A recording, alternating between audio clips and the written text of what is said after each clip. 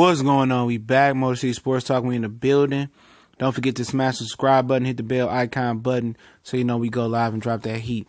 All right. At least that's what that button supposed to do. It's been malfunctioning over YouTube last few months, so hopefully they get that corrected as well. And continue to share the content. I definitely appreciate it.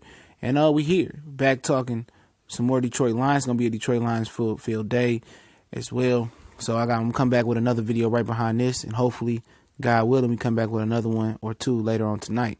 But do the Detroit Lions have the best receiving core in the NFL, not only on paper, and will it materialize into a fact? Possibly. You know, they have some stiff competition. But 1 through 4, I don't see too many teams being as deep at receiver as the Detroit Lions. With Marvin Jones, Golden Tate, Kenny Galladay, which we'll get into in the next video. So I won't really harp on him. And TJ Jones, who I really love to watch play, especially the way he makes tough catches over the middle and critical points into the game. I think TJ Jones could possibly be Golden Tate's successor if they choose not to bring Golden Tate back, all right? It's a big year for Golden Tate. But it's looking that way. I mean, go through the league, go through the NFC North. The Packers lost Jordy Nelson, but they got Randall Cobb, who's injured coming to the season. Devontae Adams, which I think is a good top 10 receiver. Some people don't agree, but I like him. And Jimmy Graham is going to be more of a receiver than a tight end. But I don't know what Jimmy has left. Go to the Vikings, Jarius Wright. And then the slot receiver, Adam Thielen. And also Stephon Diggs is pretty good. All right. You go to the NFC South. I mean, the New Orleans Saints, really Michael Thomas and Drew Brees got Alvin Kamara come out the backfield. So, you know, it is what it is. Carolina, Atlanta, Julio, Calvin Ford, and Mohamed Sanu is very, very formidable. Go to the NFC East. The Eagles, they have a okay receiving core. The Giants are okay. Dallas, no. You know, the Redskins, solid. All right. Go to the NFC West. Seattle, Baldwin and Marshall. Now, Cardinals are pretty all right there with Larry Fitzgerald, you know. Rams are good, really, really good with Cooper Kupp.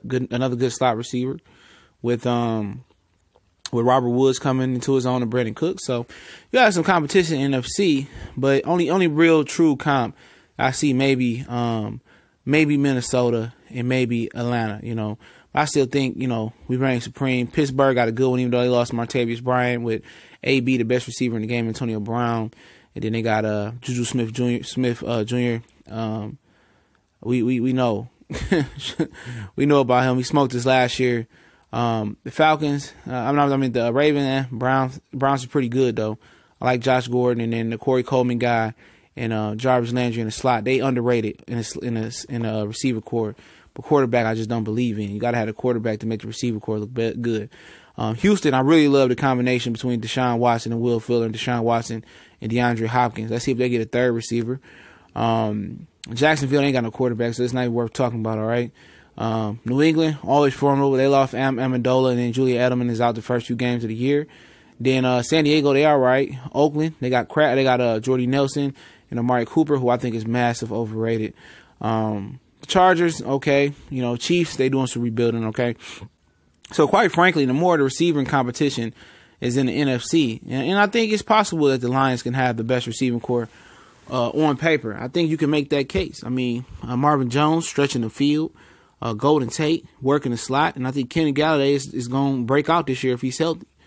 You know, and TJ Jones, I don't see too many number 4 receivers as good as him. He legitimately could start in the slot for the majority of the teams in the NFL if he stays healthy. So if the Lions are able to run the ball, you might not see the gouging stats that you've seen from them, but you're going to see a lot of efficiency from these receivers and Matthew Stafford.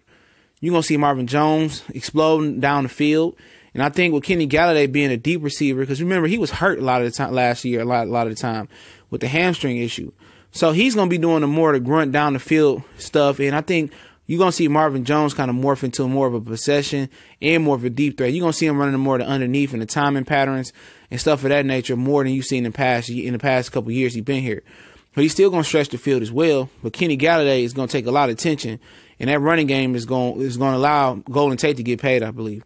Golden Tate is probably going to be the most integral, consistent part of this receiving core, because if they're able to run the ball with Blunt, Kerryon Johnson, if theoretically can get his out the backfield with Johnson as well too, Golden Tate is going to eat. You know, Golden Tate is going to get a lot of one-on-ones this season. And nobody can guard Golden Tate one-on-one in the slot because unlike most slot receivers, Golden Tate can take you on a 9 route, the nice deep post route. You know, he can still take you deep and still whip your butt underneath. You know, look for Golden Tate to have at least 100 balls caught this year. You know, 1,000 yards. You know, and Galladay is the league's best kept secret in my opinion. You know, he's gonna stretch that field out, and it's very, very possible. But for sure, this is a top 5 receiving core. I would say safe to say top 3. But they never see 8-9 man box because of the lack of running game. And I know it sounds like we getting back to basic and going back to the grounds of fundamentals. But if the Lions run the ball, these guys are going to eat.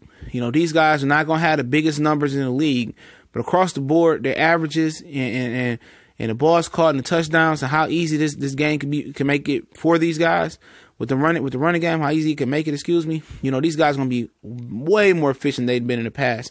But I do think the Lions could have a top receiving game, but it's all speculation right now. And don't forget about Luke Wilson and Michael Roberts in the red zone and underneath, and Luke Wilson able to stretch the defense deep. You know, you got a lot of deep threats, and you got a lot of guys in this offense that can work underneath, like Jones and Reddick and Michael Roberts. It should be a prosperous season. Hopefully, it could be a very, very healthy offseason for the Lions and a healthy season. But I think they got a good potential to be the best receiving core. Let me know what you think. Do you think the Lions are the top receiving core, top 3, top 5, top 10, top 15, top 20? Let me know in the comment section. But we on Facebook, Instagram, Twitter. Links in the description or usernames. I'm going to get that Instagram link in there really soon. Share the videos, please. Share. And if you haven't subscribed, go ahead and subscribe. I'm going to come here and come back and do another video. More C Sports Talk. Y'all know what it is. We gone.